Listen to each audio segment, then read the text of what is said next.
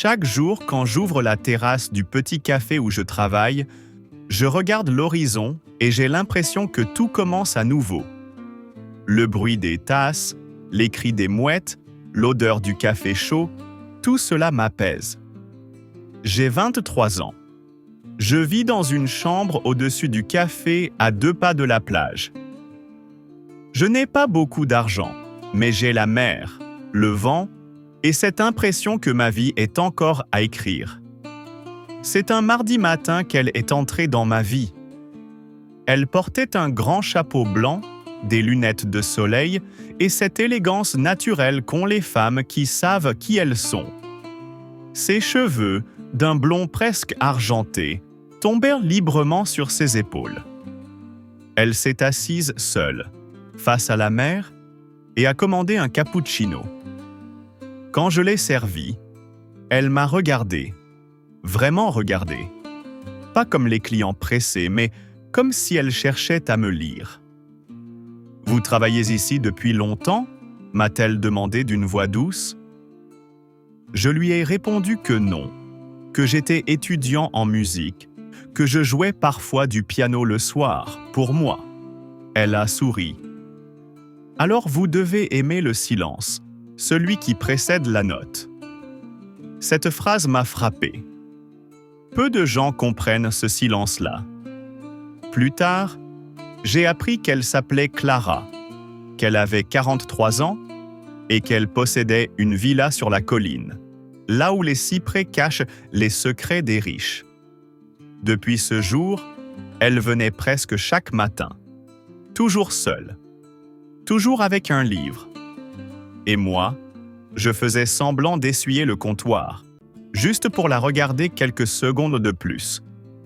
Les jours passaient, rythmés par le bruit des vagues et ses visites silencieuses. Je commençais à attendre son arrivée sans m'en rendre compte. Chaque matin, j'essuyais les tables avec un soin inutile, vérifiais 2 fois la machine à café, juste pour que tout soit parfait quand elle franchirait la porte. Parfois, elle me parlait de choses légères, les livres qu'elle lisait, les voyages qu'elle avait faits, les couchers de soleil qu'elle préférait.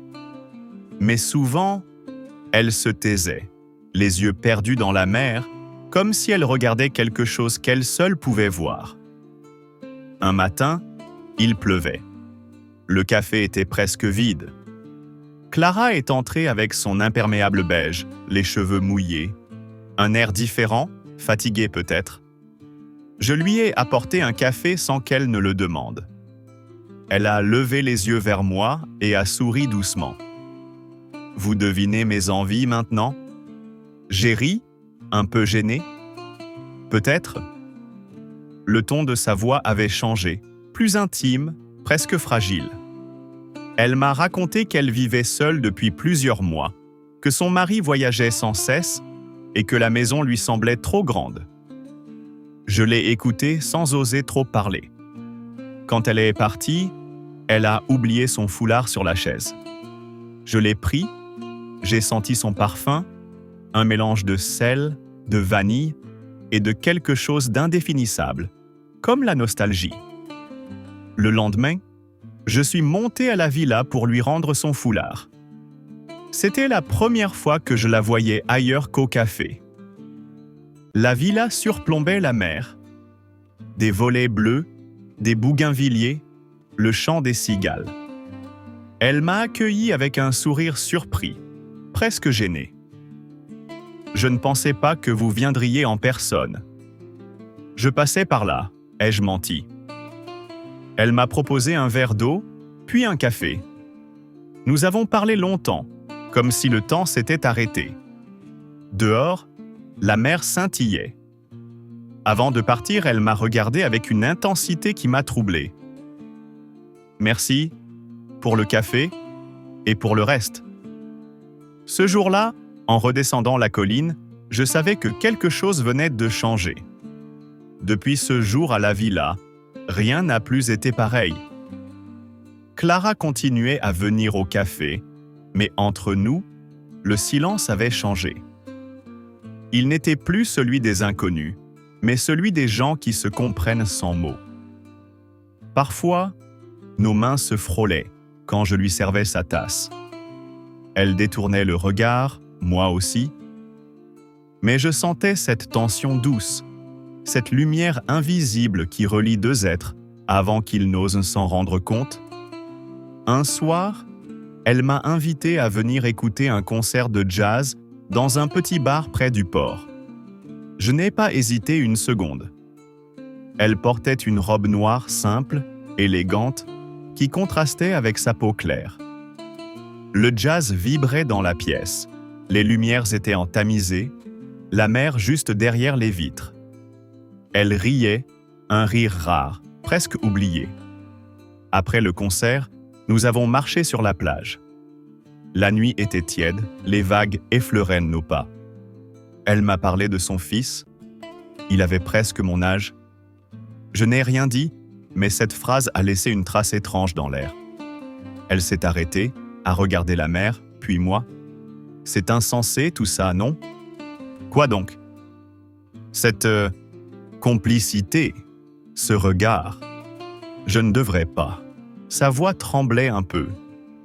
Je me suis approché, doucement. Et si on arrêtait de réfléchir? Elle a fermé les yeux un instant, puis a murmuré « Vous êtes jeune.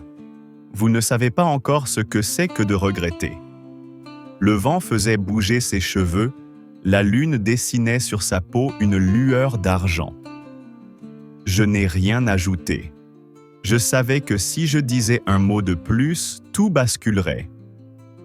Nous sommes restés là, à quelques centimètres l'un de l'autre, sans nous toucher. Mais c'était déjà trop tard.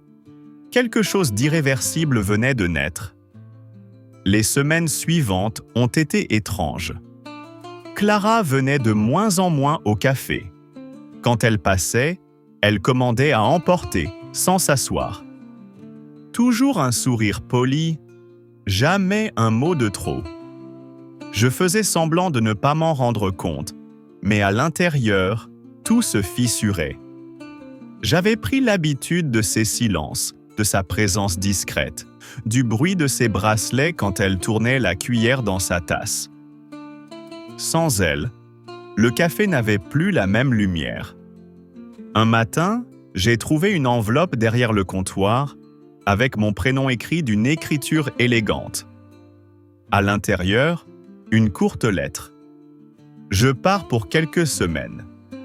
J'ai besoin de silence, de recul. Ne m'en veux pas. Il y a des rencontres trop belles pour durer et des émotions qu'il faut taire pour qu'elles restent pures. C.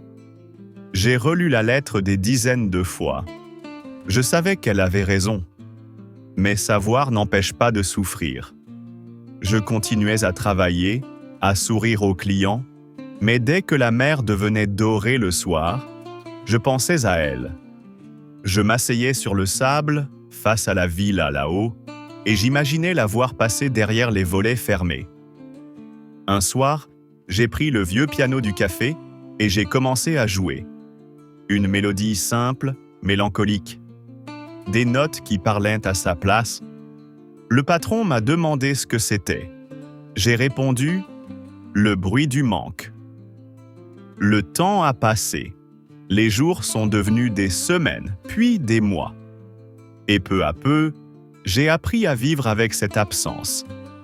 Mais je savais quelque part que nos chemins n'étaient pas finis. 5 ans ont passé. Je ne travaille plus au café. Je vis à Paris maintenant. Je compose de la musique pour des films. Parfois, quand je ferme les yeux, j'entends encore le bruit des vagues de la Côte d'Azur et le tintement de sa tasse contre la soucoupe. La vie a changé, mais pas le souvenir d'elle. Clara. Ce prénom suffit encore à réveiller quelque chose en moi. Un soir, mon agent m'a appelé. « On veut toi pour une interview. » Une journaliste de Nice, très connue. Elle adore ton travail. J'ai accepté sans réfléchir. Le lendemain, j'étais dans un hôtel face à la mer. La journaliste est entrée dans la salle élégante, un peu nerveuse. Quand elle a levé les yeux, j'ai senti mon cœur s'arrêter. C'était elle, Clara. Ses cheveux étaient un peu plus courts, son sourire plus calme. Elle m'a regardé longtemps, puis a murmuré « Alors, tu as continué à jouer ?» J'ai hoché la tête. « Et vous, vous avez arrêté de fuir ?» Elle a souri tristement. J'ai appris à vivre avec ce que je ne pouvais pas changer.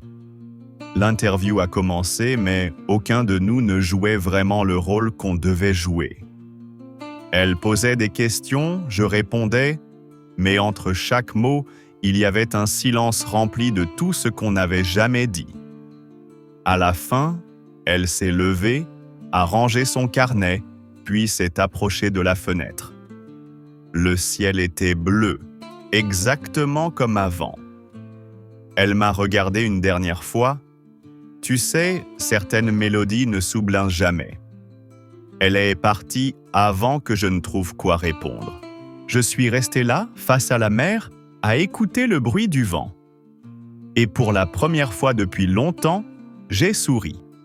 Parce que je savais que, quelque part, sous le même ciel bleu, elle pensait peut-être à moi aussi. Abonnez-vous à la chaîne et laissez un like si cette histoire vous a touché.